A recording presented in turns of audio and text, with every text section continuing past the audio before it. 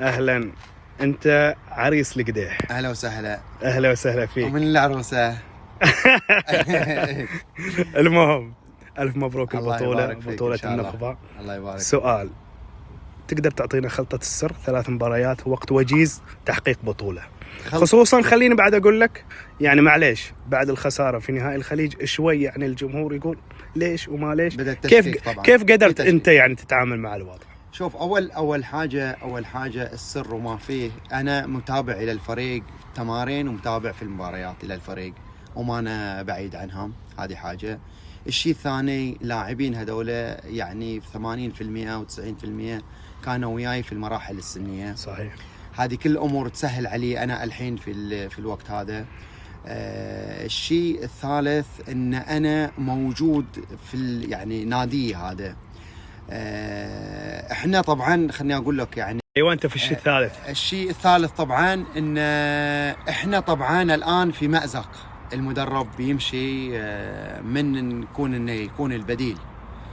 فطبعا الجماعه الموجودين كمجلس اداره اقترحوا ان جعفر هو طبعا اللي طبعا انت مدير فني في النادي. مدير فني موجود في النادي. نعم. فاقترحوا جعفر انه موجود. الان لا مجال لاي شيء، يعني ما في مجال، ما في تفكير انك انت تقول ايه او تقول لا، او ما في الا انك تجزم وتروح مع الجماعه. طبعا انا ثقتي في المجموعه الموجوده وثقتي في تعاونهم وثقتي انهم يعني عندهم دافعيه كبيره انهم يحققوا هذا الشيء، والحمد لله حققنا. ما فكرت ان من قبل عندي تجربه ما كانت جيده مثلا وكانت قريبه، يعني ممكن هذه التجربه لو صارت مو جيده ممكن تعتبر كانها خلاص الاخيره؟ ما فكرت في هذا الشيء؟ انا بالنسبه لي تفضل.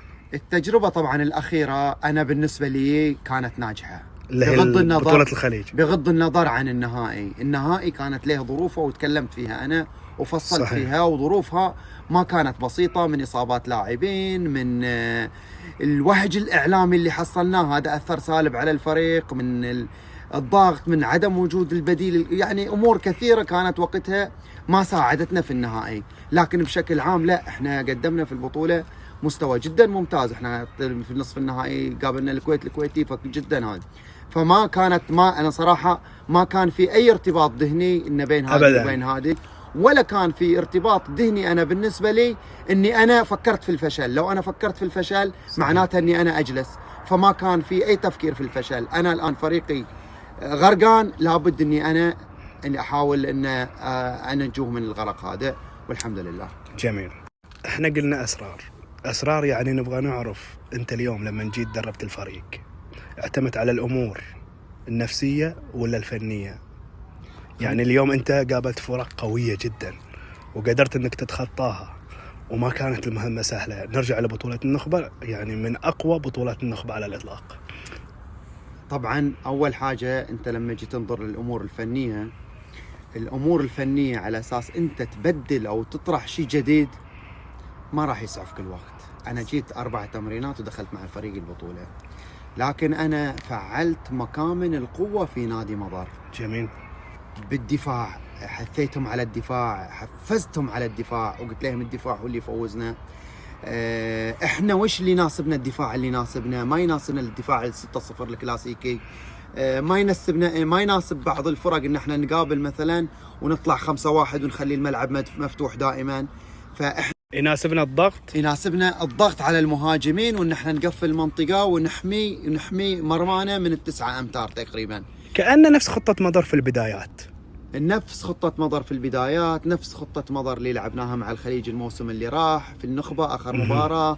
نفس خطتنا مع الكويتي، نفس خطتنا 6-0 ضاغط.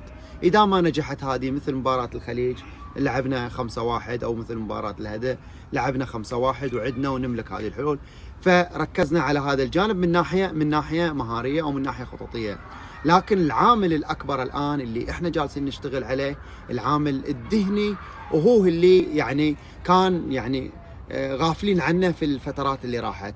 فالآن لما اشتغلنا عليه بشكل بسيط وبشكل سلس وبشكل هذه عطانا المفعول، ووضح التغيير في الفريق من الناحية الفنية بسبب العامل الذهني اللي إحنا اشتغلنا عليه. جميل. زين، مباراة الخليج في بطولة النخبة بين الشوطين، الفريق متأخر تقريبا فرق 4. وش عملت بين الشوطين؟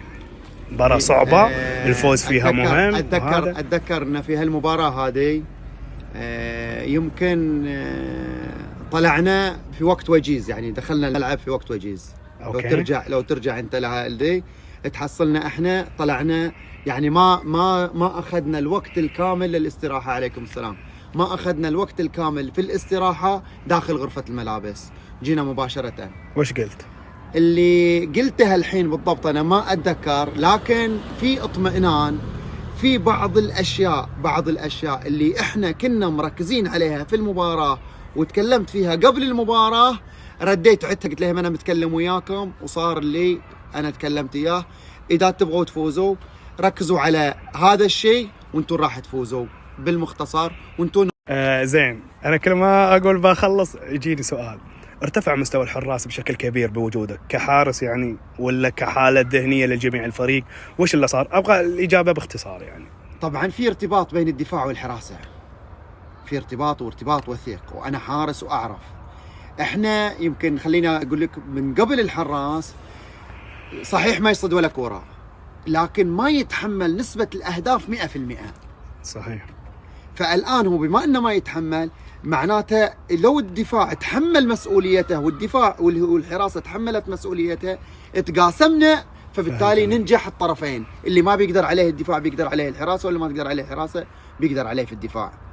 جميل. فهذا جانب. الجانب الثاني ما أنكر دور المدرب الحراس اللي جبناه من النادي الأهلي، وهو أول ما جاء طبعا نفس الوضعية اللي جيت فيها أنا، قال راح نشتغل على ذهنيا أكثر من ما نشتغل على أي شيء ثاني. شكرا، خلاص روح.